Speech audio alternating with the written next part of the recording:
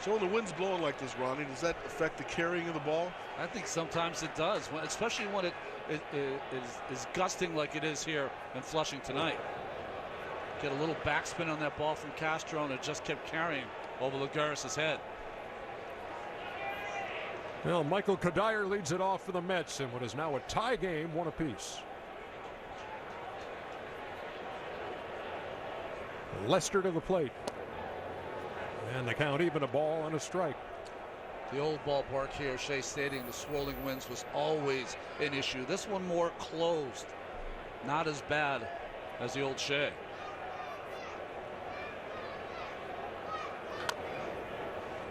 Well, with the big stadiums, there are some areas that come in that it swirls around and actually then makes it carry to left. And you look at the flag and it says, well, it's blowing in from left. But the wind will swirl and actually have the opposite effect. I would imagine it doesn't carry real good to center right now. The high fly ball. And Kadire takes a called third strike from Lester. One down here in the fifth. Silverado the other day. The camaraderie on our crew. Well hit to left, base hit by Wilmer Flores.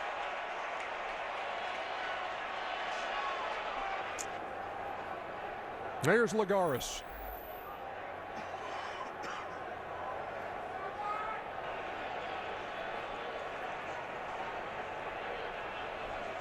He tapped back to Lester his first time.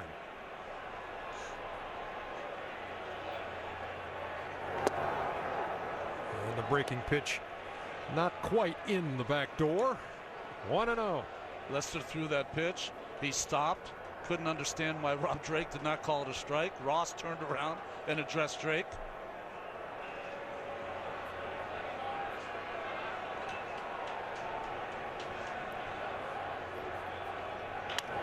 On the ground, into left field, base hit.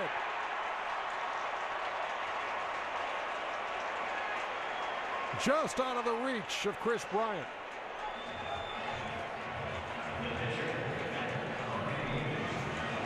Well, this has been an issue for Matt Harvey all year. Only one sacrifice bunt. He's had trouble bunting all year. And Rizzo, the first baseman, that's about as aggressive as you can play. He's about to shake hands with him. Clearly, you need to bunt this from the third. Make the third baseman come in and field it. Bunts it foul at the plate, 0-1.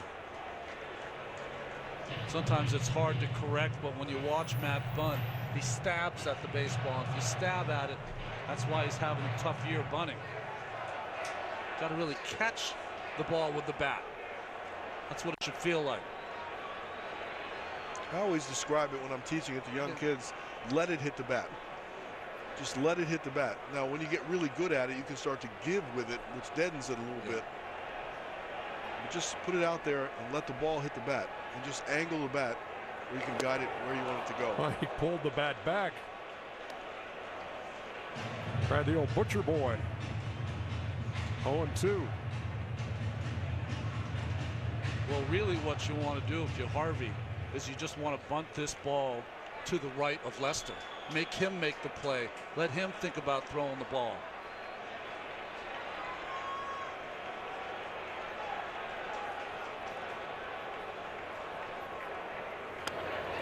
He gets that one down. The throw to third. They're going to rule him out.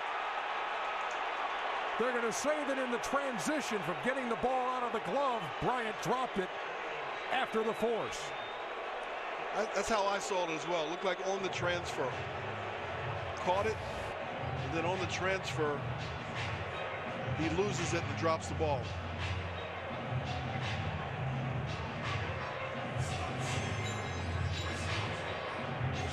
So he closes his glove all the way around the ball and then reaches back in.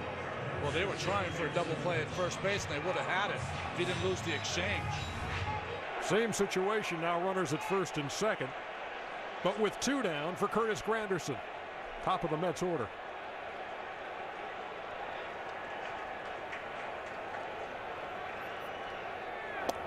Breaking pitch over 0-1.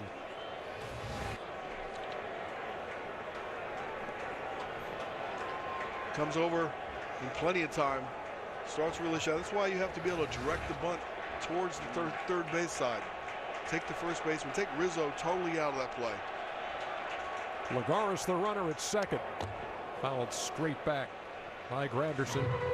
All 5 of his runs batted in this postseason coming against left-handed pitching.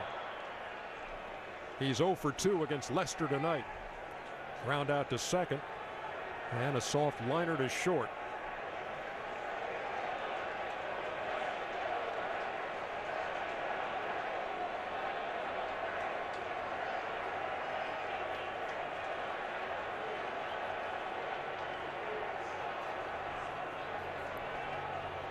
Lester with the 0-2.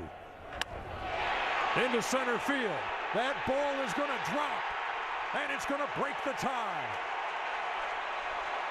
Curtis Granderson. A 2-out RBI single to center.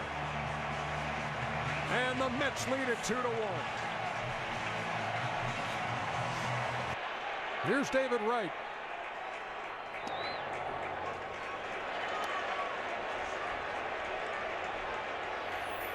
He hasn't hit, but he's contributed with some key walks. He looks a little bit more hitterish tonight. Looks like he's starting to find his swing a little bit.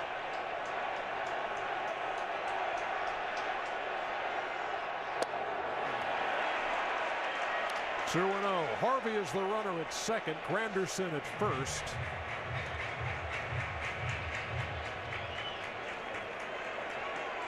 Usually you don't say this, but you'd have to say you got to give Wright a pitch to hit. You got to go be aggressive with Murphy on deck.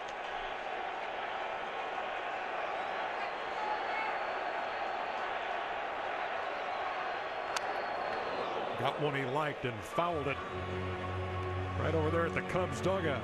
Well, it almost seems like the best pitchers in the league, they never give in. Yeah, that's right.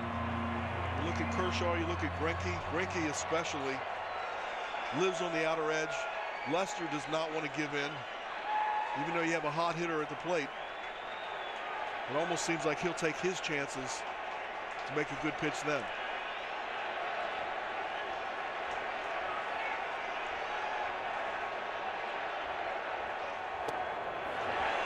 Nibbled and missed. 3-1. Another bad one brings Daniel Murphy to the plate. He homered his first time. 2-0, he came with that little cutter in. Will he do it again? Yes. They're going to throw back. No. I mean, no. How about that pitch for a pitch call right there? A slower curveball to get over on a 3-1 count. Ross is peeved, though, that Castro never came in to cover second base on that throw. Thought they had Wright wandering off the bag. Or Harvey at second. Right at the plate, waiting on a 3-2.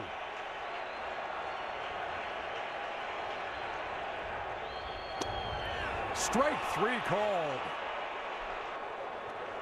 And John Lester pumped up as he walks off the mound here at Citi Field. But he gave up this to Curtis Granderson and gave up the lead. It's 2-1 New York Mets.